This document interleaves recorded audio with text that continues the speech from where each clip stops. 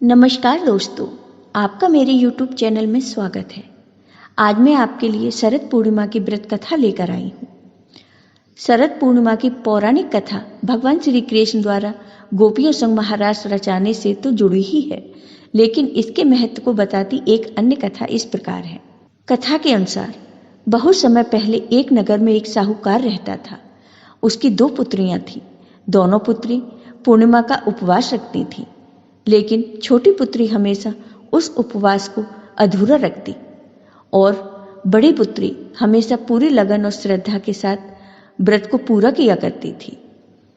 समय बीतता गया। साहूकार ने दोनों बेटियों का विवाह कर दिया।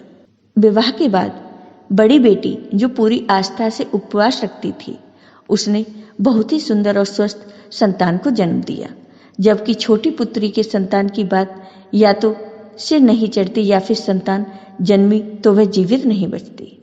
वह काफी परेशान रहने लगी। उसके साथ साथ उसके पति भी परेशान रहते। उन्होंने ब्राह्मणों को बुलाकर उसकी कुंडली दिखाई और जानना चाहा कि आखिर उसके साथ ऐसा क्यों हो रहा है। विद्वान पंडितों ने बताया कि इसने पूर्णिमा के अधूरे व्रत किए हैं, इसलिए इसके साथ ऐसा हो रहा है। तब ब्राह्मणों ने उसे व्रत की विधि बताई। वह अश्विन मास की पूर्णिमा का उपवास रखने का सुझाव दिया। इस बार उसने विधि पूर्वक व्रत रखा, लेकिन इस बार संतान जन्म के पश्चात कुछ दिनों तक ही जीवित रही।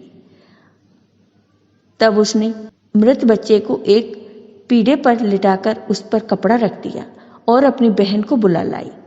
बहन को बैठने के लिए उसने वही पीढ़ा दे दिया। बड़ी बहन पीढ़े पर बैठने ही वाली थी कि उसके कपड़े के छूते ही बच्चे की रोने की आवाज आने लगी। उसकी बड़ी बहन को बहुत आश्चर्य हुआ। तब उसने अपनी छोटी बहन से कहा कि तू अपनी ही संतान को मारने का दोष मुझ पर लगाना चाहती है। अगर इसे कुछ हो जाता तो? तब छोटी बहन ने अपनी बड़ी बहन से कहा, यह तो पहले से ही मरा हुआ था, आपके प्रताप से ही यह जीवित हुआ है। बस फिर क्या था। पूर्णिमा व्रत की शक्ति का महत्व पूरे नगर में फैल गया और नगर में पूर्णिमा का व्रत विधि विधान से करने का ढिंढोर पिटवा दिया गया। आपको ये वीडियो पसंद आया हो तो लाइक कीजिए, शेयर कीजिए और मेरे चैनल को सब्सक्राइब कीजिए।